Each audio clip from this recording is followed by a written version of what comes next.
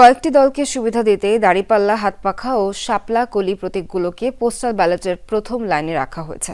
অভিযোগ করেছেন বিএনপির স্থায়ী কমিটির সদস্য নজরুল ইসলাম খান। বলেন, পোস্টাল ব্যালটে এমনভাবে ধানের শীষ রাখা হয়েছে যাতে সেটা ভোটারদের কাছে ভালোভাবে দৃশ্যমান না হয়। স্থায়ী কমিটির সদস্য মির্জা আব্বাস নির্বাচনের আগে আইনশৃঙ্খলা পরিস্থিতির অবনতির জন্য ষড়যন্ত্র চলছে বলে শঙ্কা প্রকাশ করেছেন।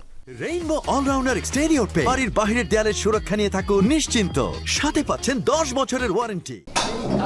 জাতীয় নির্বাচন পরিচালনা গুলশানে বিএনপির কেন্দ্রীয় নির্বাচন পরিচালনা কার্যালয়ে সংবাদ সম্মেলন। বক্তব্য রাখেন বিএনপির স্থায়ী কমিটির সদস্য ও দলের নির্বাচন পরিচালনা কমিটির আহ্বায়ক নজরুল ইসলাম খান।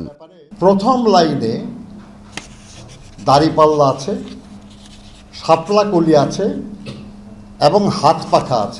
শেষ লাইনে মাঝামাঝি জায়গায়, যাতে করে এই পেপারটা ভাঁজ করলে ধানের শীষের উপরের অংশ দেখা যাবে এক পাশে, নিচের অংশ দেখা যাবে আরেক পাশে। এটা দৈব ঘটনা নয়, এটা ইচ্ছাকৃত।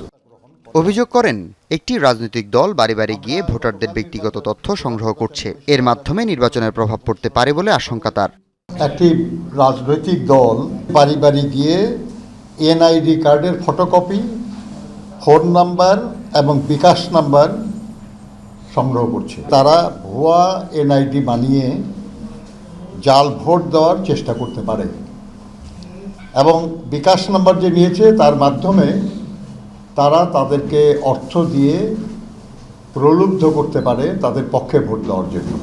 এদিকে নয়াপল্টনে দলের নেতাকর্মীদের সাথে শুভেচ্ছা বিনিময়কালে বিএনপির স্থায়ী কমিটির সদস্য মির্জা আব্বাস অভিযোগ করেন, ভোটারদের বিভ্রান্ত করতে ধানের শীষ প্রতীক পোস্টাল ব্যালটে এমনভাবে দেওয়া হয়েছে যাতে তা ভোটারদের চোখে না পড়ে। নির্বাচনের আগে আইনশৃঙ্খলা পরিস্থিতির অবনতি ঘটাতে কয়েকজন প্রার্থী উস্কানিমূলক বক্তব্য দিচ্ছেন বলেও দাবি করেন তিনি।